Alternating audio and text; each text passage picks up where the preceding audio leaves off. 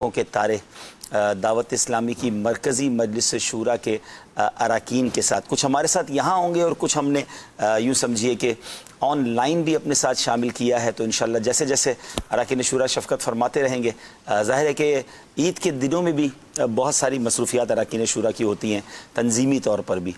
ईद का पहला दिन ज़ाहिर है कि वो फ़ितरे के मामलात, उसके स्टॉल्स, फिर चूँकि एक बहुत बड़ा हल्का अहबाब होता है तो फिर उनके साथ अटैचमेंट, यानी ये पूरी फैमिली है ना दावत इस्लामी। अब जो रीजन ज़िम्मेदार हैं, अब देखें तो इतना बड़ा रीजन वो सारा उनके ज़िम्मे है। तो अच्छा, एक और बात भी आपको बताऊँ, ये अरकान शूरा से भी डिस्कस करनी है। जब इतनी बड़ी ज़िम्मेदारी होती है ना, तो ईद के दिन सारी अच्छी खबरें नहीं आ रही होती हैं।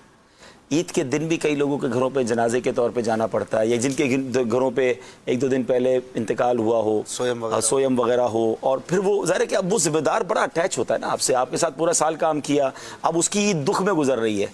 अच्छा, अब ये जो कोरोना वायरस वाला मामला है उसमें भी कई लोग परेशान हैं, तो अरकान शूरा को बहुत सारे एस्पेक्ट्स को लेके चलना पड़ता है। जितनी बड़ी जिम्मेदारी होती है, पूरी फैमिली है। अब मैं इत्तेफाक अभी जब आ रहा था तो गाड़ी में ही हमारे ठट्ठा के या उस तरफ के निगरान काबीना है, उनकी तबीयत बहुत सीरियस है, अल्लाह पाक उनको शिफा अता फरमाए। तो वहाँ के ज़िम्मेदार का मैसेज आया था कि वो हॉस्पिटल में आईसीयू में चले गए। अच्छा। मेहरबानी करें, दुआ करें। तो फिर मैंने कहा हाजी अमीन से भी आप बात करें। तो मैं ये सोच रहा था कि यार हाजी अमीन के लिए ज़ाहिर निगरान काबीना एक तरह से टीम मेंबर होता है। रुकन शूरा रीजन ज़िम्मेदार के बाद वो हमारा मेन बंदा होता है, जोन के बाद निगरान काबीना, फिर डिवीज़न।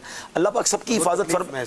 जी, तकलीफ ज़ाहिर अब तकलीफ है, तो अब उसके बाद अब जिम्मेदारी आपकी बढ़ जाती है। तो यदि आप कुछ लोग होते होंगे जो खुशियाँ ही खुशियाँ, बस उसी की बात चल रही होती है। लेकिन जब इस लेवल पे बंदा आ जाता है ना, तो उसको बाज़ औक़ात खुशियों के दिनों में भी ऐसे ऐसे टेंशन भी साथ चल रहे होते हैं और उसको लेके चलने पड़ते हैं। तो ये काम का हिस्सा है। अल्लाह पाक सारे बीमारों को शिफा अता फरमाए। यकीनन कुछ घरों में तो बहुत खुशियां हैं, कुछ घरों में यकीनन गम भी होंगे। अल्लाह उनको सब्र अता फरमाए, जिनकी इन पिछले दिनों में ही जिस घर में इंतकाल हुआ या जिस घर में बीमार इस वक्त मौजूद हैं, सख्त बीमार हैं, अल्लाह पाक उन्हें शिफा दे और ये खुशियाँ हमारे लिए हकीकी खुशियों में तब्दील हो जाए। अरकान शूरा जैसे जैसे ऑन ईयर हमारे पास तो बता दीजिएगा। तो इंशाअल्लाह नाज़रीन, आप भी अरकान शूरा से बात कर सकते हैं। आज ये सिलसिला बेसिकली मैं ये चाहता हूँ कि मैं कम बात करूँ और आप ज़्यादा बात करें। बाज़ औक़ात बड़ी बातें होती हैं। अच्छा, हम में से कुछ अरकान शूरा वो हैं जो बार बार चैनल पर, मदनी चैनल पर आ जाते हैं। आप हमसे तो बात कर लेते हैं, मिसाल के तौर पे अब मैं हूँ या निगरान शूरा करम फरमाते हैं, हाजी अमीन भी तशरीफ़ ले आते हैं। लेकिन कुछ अरकान शूरा वो हैं जो बहुत कम जलवा फरमा होते हैं और उसकी बड़ी वजह वो कराची में नहीं है, बाहर हैं। तो आज हमने कोशिश की है कि कराची से बाहर के अरकान शूरा को ज़्यादा से ज़्यादा मौका दिया जाए। तो आज आपने जो है ना कोशिश करनी है उन्हीं से सवाल करने हैं और उनसे बात करनी है, उनकी ज़िंदगी के बारे में अगर आप जानना चाहते हैं तो इंशाल्लाह बहुत कुछ हम सीखते रहेंगे। दौरान इससे पहले हमारे साथ माशाल्लाह अदनान शेख भाई भी हैं, माशाल्लाह आपको भी मरहबा भी कहते हैं, ईद मुबारक भी कहते हैं। तो नबी भाई ये बताएं कि ईद के दिनों में जहाँ खुशियाँ होती हैं वहाँ पर एक चीज़ बहुत ज़्यादा बढ़ जाती है, वो है मिठाई। स्वीट डिश जी घर में भी पकती है, मिठाई की दुकानों पे कल ईद की नमाज के बाद अच्छा ना रश था, अभी भी रश है।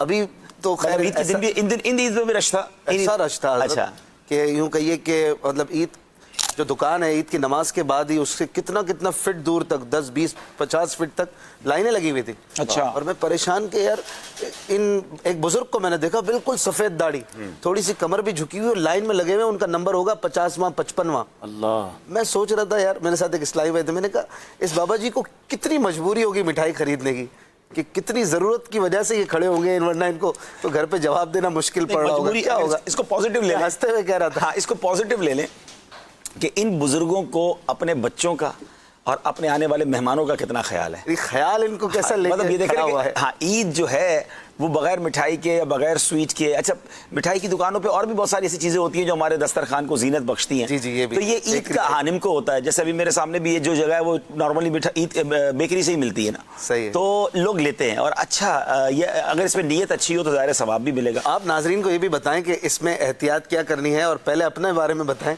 कि आप कैसे बचते हैं, आपको भी एहतियात है इसमें। देखिए मिठाई जो है ना वो मैं समझता हूँ कि सभी को अच्छी लगती है और मीठी चीज़ वैसे इंसान को अच्छी लगती है, लेकिन एक लिमिट तक खानी चाहिए और ये कि उसमें एहतियात ही करनी चाहिए। अमीर अलैहिस्सलाम का जुमला बड़ा प्यारा है, डर डर के खाना चाहिए।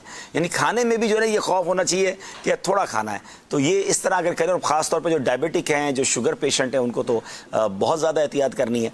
तो जान है तो जहान है, थोड़ा एक बार खा लें। मैं पर्सनली मेरा एक फार्मूला कह लें या क्या, मेरी थोड़ी सी अपनी ऑब्जर्वेशन है یہ تو ہم نے سنا ہی ہے نا کہ ہمارا دانے دانہ لکھا ہوا ہے, ہمارا رزق لکھا ہوا ہے.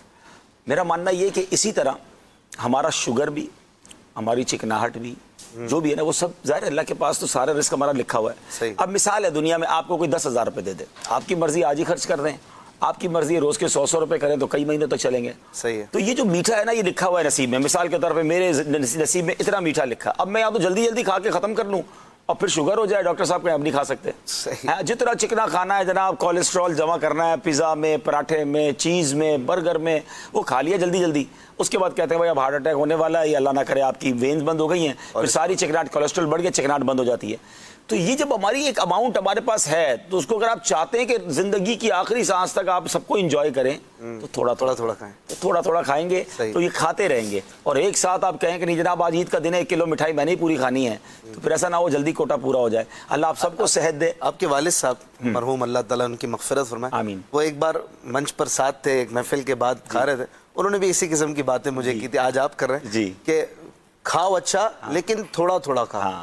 تو ماشاءاللہ ہم بہت محبت فرماتے تھے. میں نے کہا ماشاءاللہ آپ کی اتنی پیاری عمر ہے اور اتنی طویل عمر کا اور صحت کا راز کیا ہے. انہوں نے کہا ہمیشہ اچھا کھاؤ لیکن تھوڑا تھوڑا کھاؤ. میں نے سفر میں ہی آپ کو دیکھا, چونکہ جہاں پر آپ نے جانا ہے تو وہاں پر آپ نے شاید پہلی بار جانا ہے اور پھر وہ آخری بار ہی ہو, ان کے بعد اس کو امید بھی کم ہوتی ہے کہ اب وہ اتنی مصروف شخصیت دوبارہ اس ملک میں آئے اور پھر ہمارے گھر پہ بھی آئیں, تو وہ پوری کوشش کرتے ہیں اچھے سے اچھا دسترخوان سجا دیں. ایسا ہی. اب اس نے تو پورا ایفرٹ کر کے 4 دن بعد وہ دستر سجایا, آپ 1 گھنٹے پہلے اس ایسا ہی دسترخوان چک کر آئے ہوتے ہیں, میں یہ نوٹ کر رہا تھا.